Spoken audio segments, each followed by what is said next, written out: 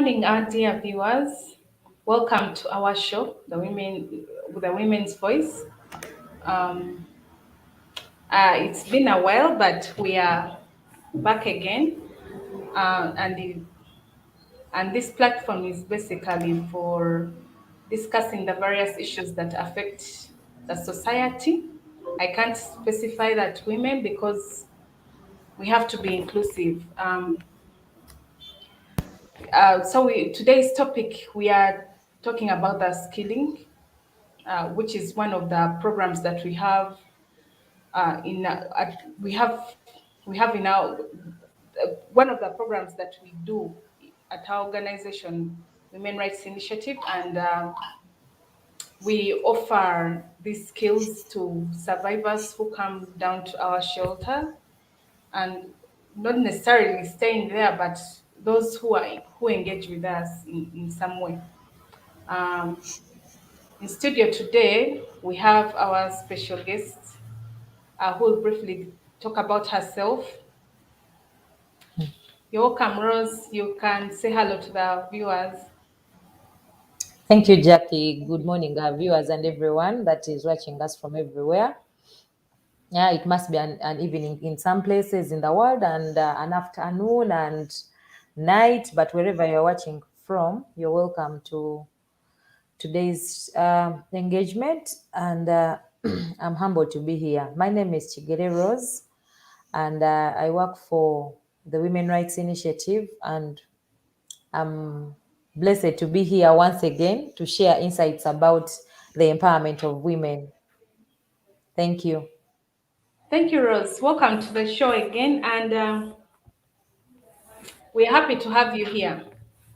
So, today's topic is about the skills that we offer to survivors and how they've changed their lives with over time. Could you briefly describe what skilling women means in simple terms?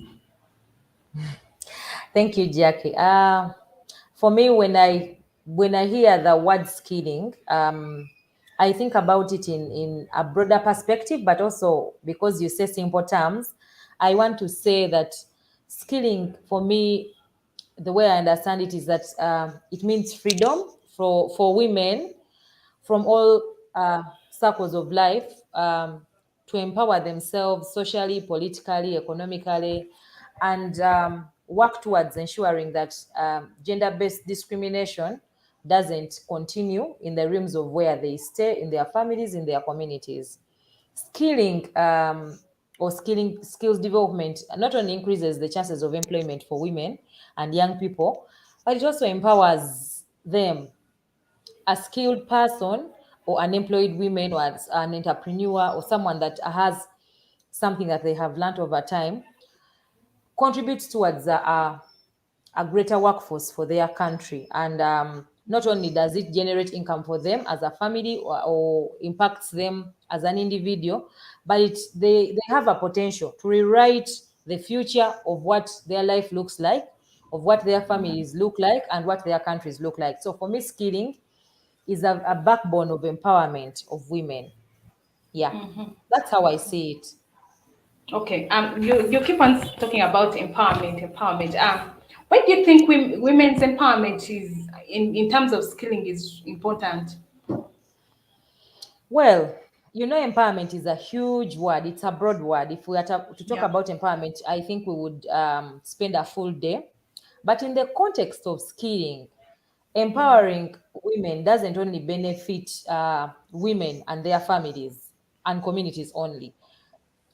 The empowered women, the skilled women help are able to contribute towards the economic output of their communities, which is now an acting and driving force behind legislative changes. Let's take an example. With many poverty-stricken communities and countries, especially in Uganda and in Africa, um, it is important for women for states to consider skilling women because women have a highest number of people that are in the places of workforce. So if they are not skilled and empowered, countries risk to lose. They risk to lose taxes, they risk to lose development, they risk to lose contribution, they risk to lose ideas. And the movement towards women's empowerment in Africa is just beginning.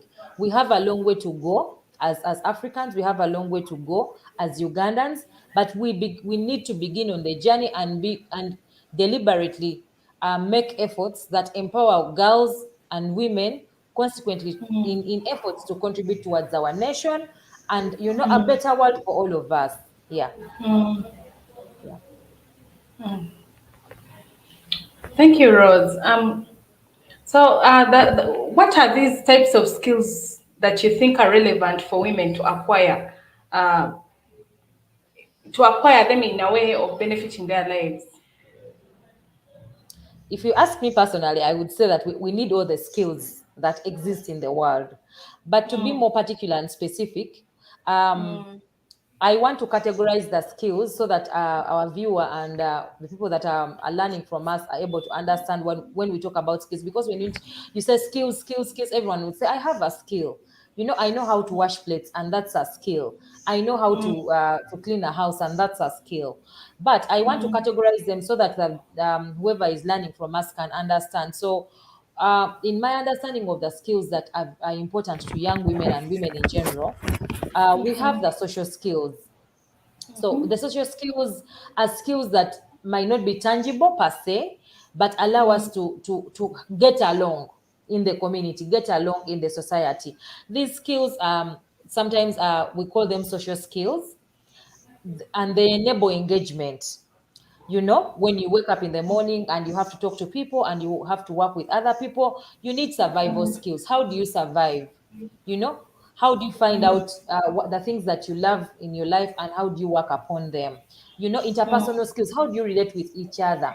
In most cases, the social skills are usually given to us or taught to us while once we begin understanding and talking and communicating, in nursery schools, we go on to primary and secondary schools, you go into institutions, you are meeting different people, and there's an interpersonal relationship. You are creating friends, acquaintances, workmates, and all that. So those are interpersonal skills and they fall under social skills. But also, we ought to know as women that it is important to have problem solving skills, because at some point you might have been in conflict with another person, maybe your fellow Yeah. woman, your workmate, your sister, your relative, anyone else.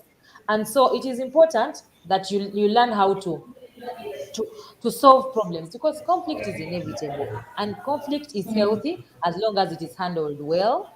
So it is once we understand that we understand that the social skills are here, the conflict settlement skills are here to help us, then we take a deeper step to teaching our children, our young women, even men, because young people, both boys and men, need these skills. Not having these skills is one of the reasons why we are seeing a lot of violence, because communication is poor, because there is no interpersonal relationship, because people don't forgive each other, they don't consider and respect each other.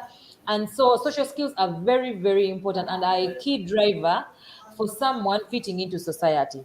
So for women to fit fully into societies, these skills are important, and we learn them from both our homes, our communities, and from the people that we connect with.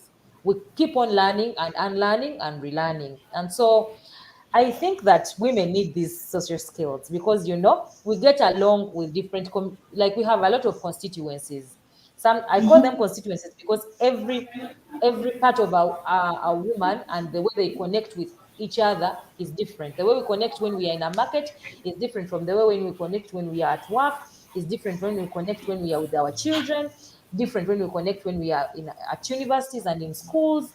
So because we have different constituencies, social skills are quite relevant for young women and women in general to have. But also, there are other different skills that we feel and think can enable women to be able to reach a higher step.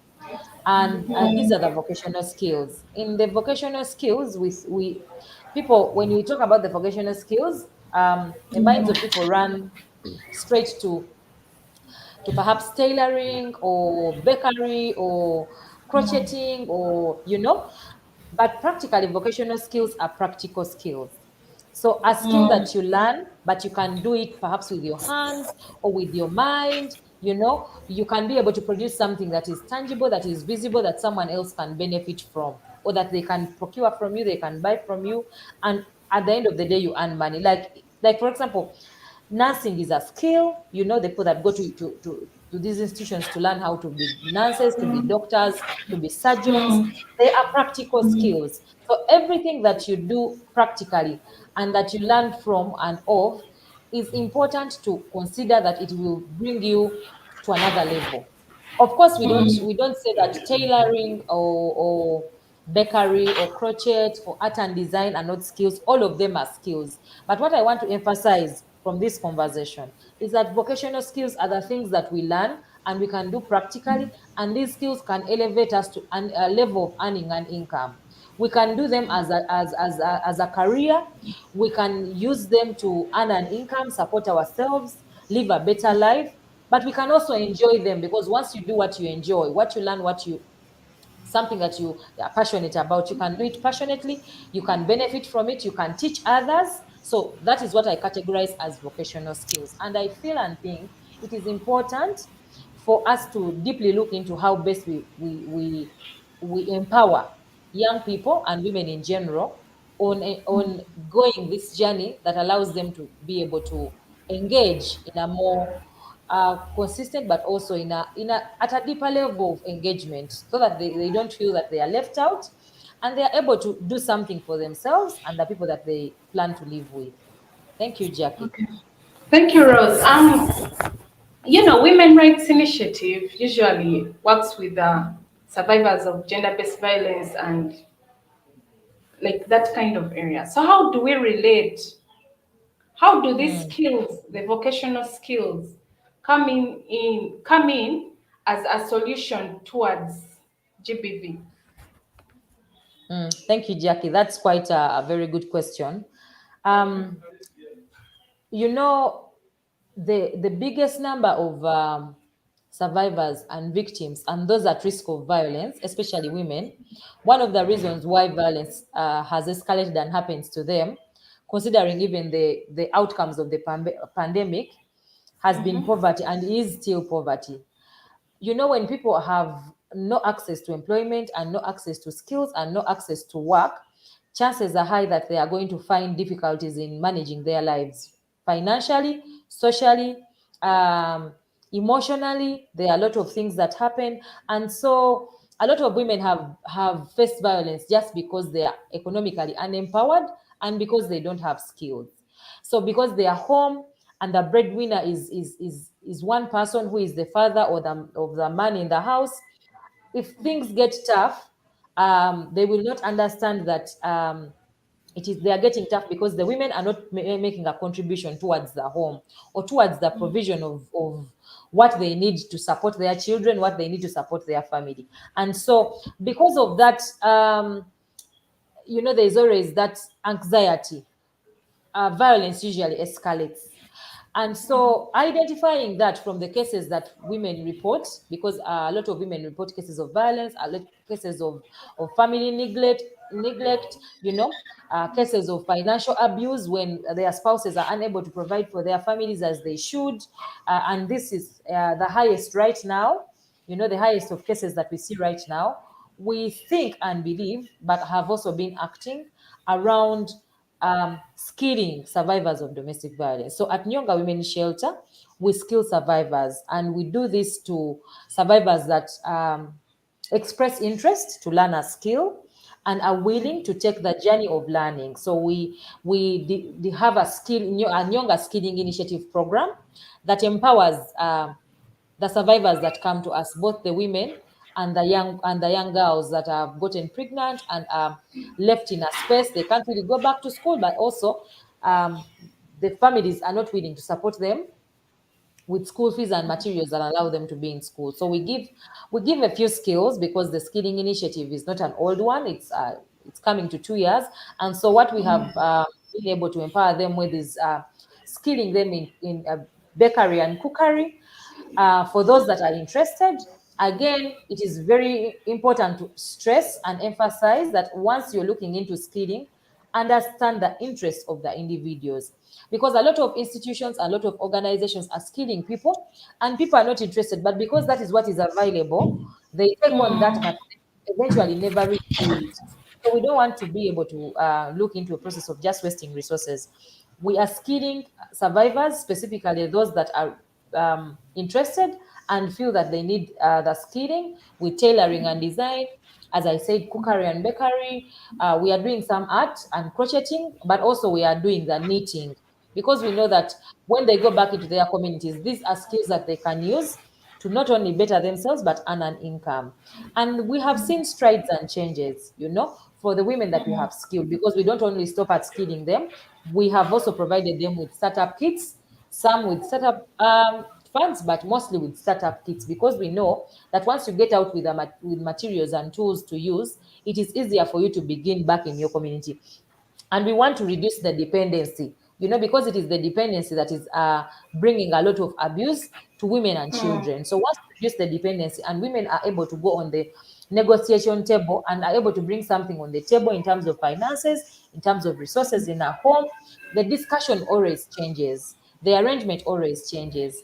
The way the family speaks about finances, saving, investment usually changes. So this is what we are doing, because we are hoping that when the women are empowered, they can be able to work together as a set, as a community, as a family, to contribute towards changes they want to see in their homes, and not to be people that are just waiting to be on the receiving end. Yeah. Thank you, Rose. There's something that has just come to mind. Would you agree that at least if, for this generation that we are in, and given the unemployment level that is in our country, do you think it would be important for someone to have a skill in something, like given the vocational skills, like for someone to have a skill? Because at this level, I would say it doesn't matter if you're doing it for fun or you're doing it to earn an income. At the end of the day, given the economic situation that I believe the whole world is in, I think it's better for someone to have a skill for them to be able to, to earn a living. Because when I look at our country in general, I feel like most people are in a vulnerable place of Mhm. facing gender-based violence because of the, first of all, the pandemic and the impact that it has brought, that even the basic needs that someone may need in a home, they can't afford them. And probably because they even if someone has a job, is employed, you realize to some point you can't afford certain things, like Mhm. someone who is fully unemployed. So do you agree that at least for every person has to have Mm. these kind of skills for them to survive? Thank you, Jackie. Yes, I totally agree with you, because the environment within which we operate right now has changed a lot. I acknowledge that even with a lot of young people that have made it a point to go to schools, to go to universities, to go to colleges, to go to institutions, have come out, and the rate of unemployment is high. And of course, I acknowledge that Uganda has the highest number of young people, which is really critical to look at.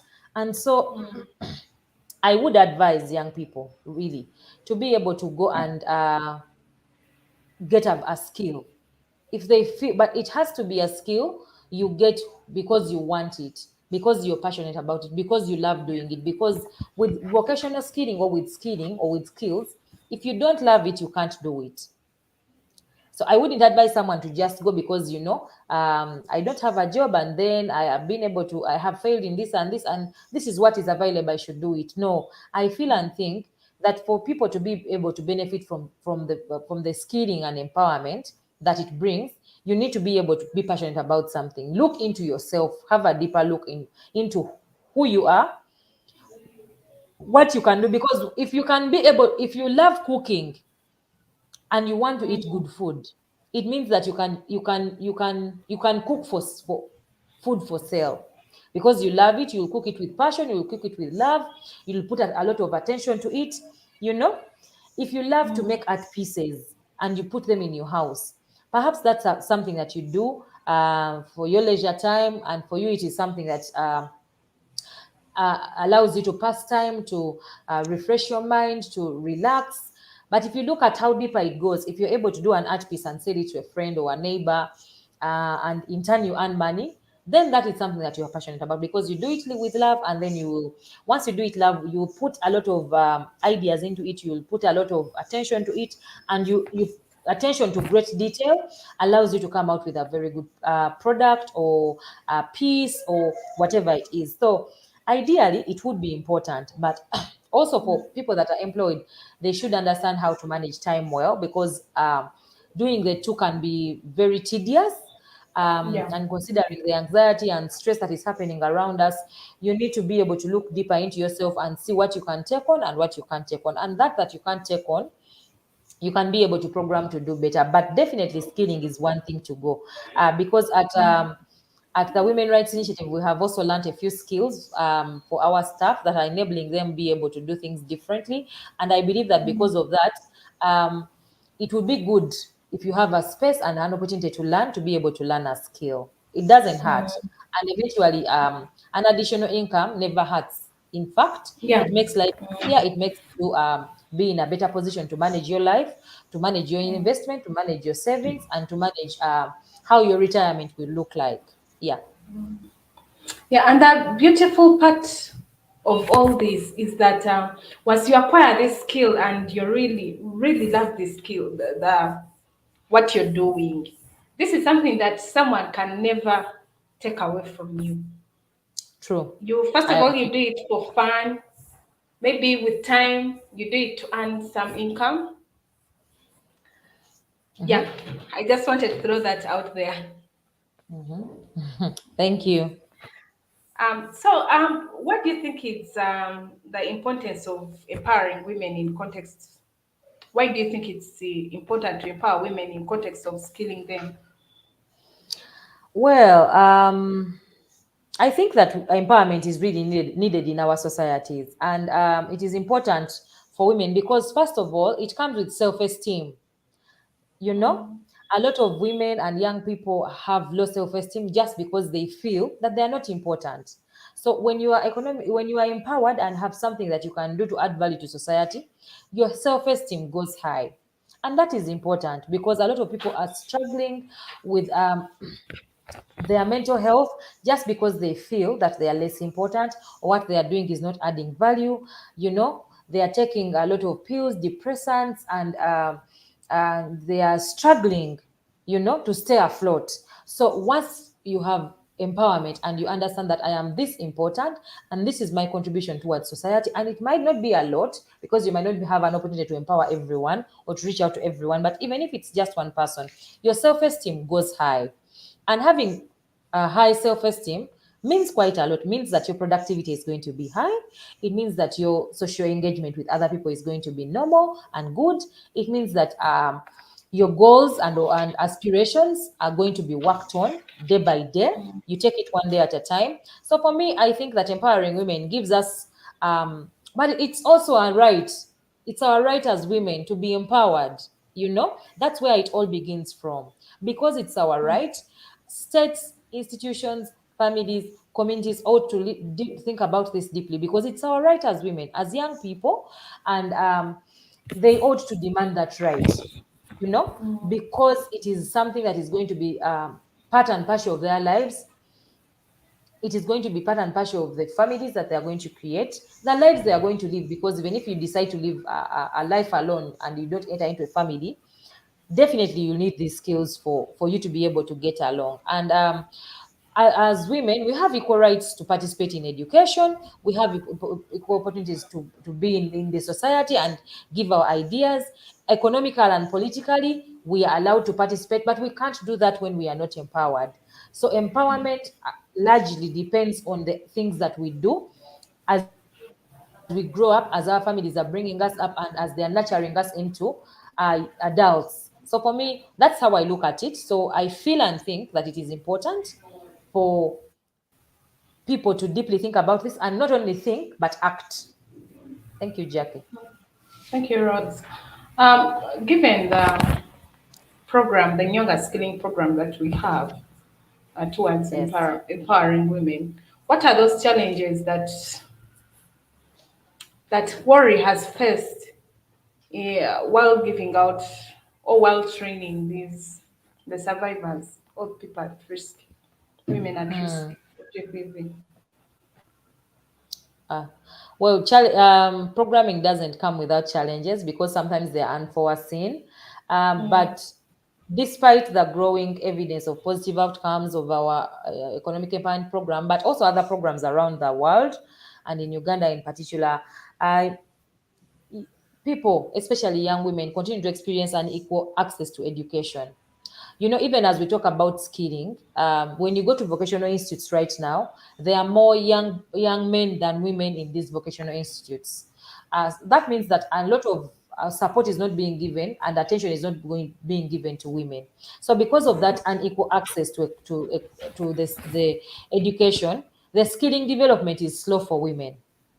And also people have a thinking that whoever is doing skilling has failed in the mainstream education, and everyone thinks that you have to have a degree, you have to have a master's, you have to be an important person in society or to contribute towards the life that you want to be. And this um, has really put away the interest of young people to go and learn skills. So that's quite challenging. But also, because there's unequal access, the weighing scale is not balanced. Very many women still struggle to get into those institutions, to go to all those artisans, to go into spaces in their neighborhoods where they can get trained to be trained. And so that is still a barrier generally, but also for us as an institution, some of our women that we do train come and have access to the training, and midway, when they talk to a neighbor or a relative or a friend, they tell them that is not what you would like to do for your whole life. And so because there's no guidance on what they want, and there's no internal, I would say, the ability for you to deeply think about what you want and how you want to do it and where it is going to lead you, not being fully focused, it's quite challenging for young people. And of course, young people's minds change over time. Like, they're not static, just like us adults and just like children. But the important thing is to understand where you want to be and how you want to get there, because some people are not privileged to have parents or guardians to provide for them in school. And an opportunity to be skilled is something that they can take on and be able to begin a life. And then they can be able to save for investment, for education, and their future. But if they do not have this, then the vulnerability becomes double. They have to struggle day in, day out to be able to find something to eat. And if someone is struggling to find something to eat, you can't expect them to pay and buy tools that they need to acquire a skill. So that's what is challenging. And also, there is less investment in vocational service provision, um, in especially when we talk about the tools and equipment that we need to use. So I think that it is deliberate, it should be deliberate for government as an institution, and also for actors, private sector, civil society, to invest more in skilling and capacity building. And investing more means buying equipment, buying tools, providing instructors, monitoring progress, ensuring that once the learners are out, there's a follow up on how they start their businesses, how they start their trades, and how they navigate the process of learning the markets and having quality products that they sell out. Because very many people go to get skilled, but eventually when they come out, they don't know where to start from. They don't know what the market navigation looks like. They can't do market research. They just start and invest all their hard-earned money into something, and if it fails the next day, because they didn't do market research or because they didn't engage with the previous people that have been in the trade, it becomes difficult and they lose interest. and they become frustrated. At the end of the day, they might even end up either dying, committing suicide, going into spaces of depression, you know, turning into drug abuse. And so we want to be able to avoid that. We want to be able to reduce that because young people are important in our communities and they define the future. They are the future today. It doesn't have to be future tomorrow, as people say. Because once we keep on saying the future is tomorrow, then tomorrow never comes. So for me, I think the future Yeah. is today and we have to act now.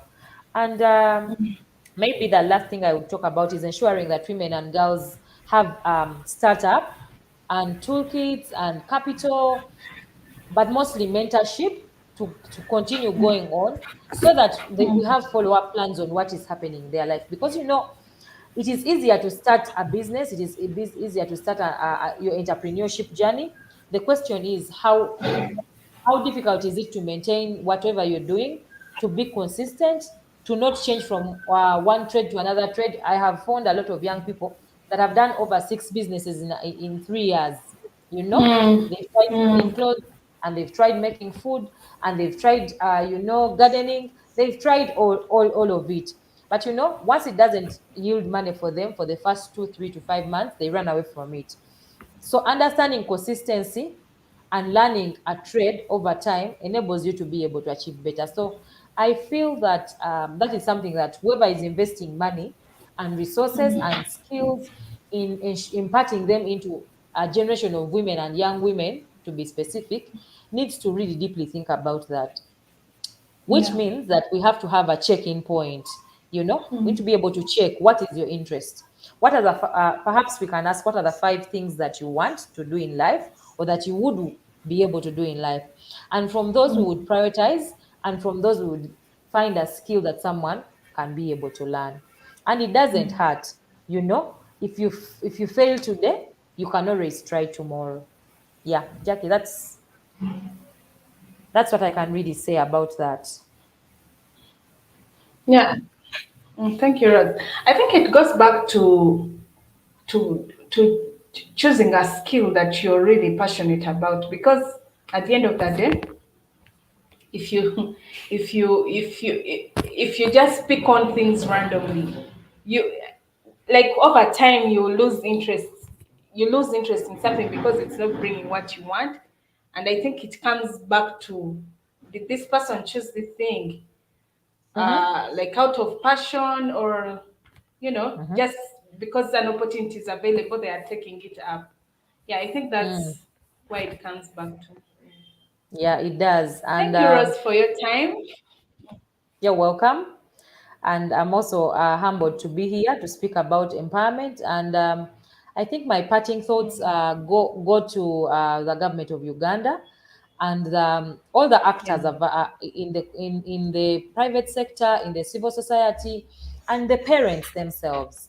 It is important to deeply think about empowerment of young women, and we don't only have to think about uh, the things that we give them, like the basic needs and all that, but also how their life is going to be as adults. Because once they grow, obviously they move away from our homes and they go out there to the world. We need to question ourselves, how is the world going to be able to receive these young people? What becomes of my child, or what becomes of my daughter or my son while I am away from them? Can they survive? And if they survive, how are they going to survive? Because we need to be able to check in on what our children are doing, on what our young people are interested in, on how important it is for them. Because some people are thinking that they are skilling and empowering children because for them they fail to be a lawyer, and they think that their daughter must be a lawyer. I must have a lawyer, and I must have a doctor, and I must have a therapist, and I must have, but they didn't really, they all the things that they failed to do as children or as young people are then pushed on to the young people that they have had in their families as their children. So the interest of young people is important. Listening to young people is important. Acknowledging where they are is important, and skilling them as they come in is extremely, extremely important. And whoever is planning and ensuring that this is happening must be cautious of all this that we have talked about. Understanding the impact, understanding the values, understanding where it comes and stops, is really, really important. And thank you, Jackie, for inviting me for this session. And I hope You're that it has been welcome. something that people that can learn from. Yeah. Thank you, Rose. Thank you. Thank our viewers for watching us and keeping up with us with our show. Thank you. Bye. Bye.